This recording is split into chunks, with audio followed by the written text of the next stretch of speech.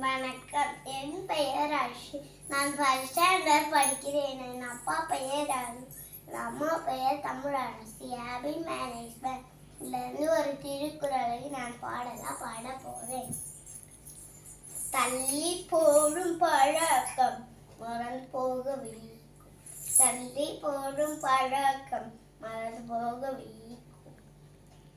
இதுக்கு மடியை மடியா ஒழுகல், அதுக்கு குடியை குடியாக வேண்டுபவர். இதுக்கு மடியை மடியா ஒழுகல், அதுக்கு குடியை குடியா வேண்டுபவர்.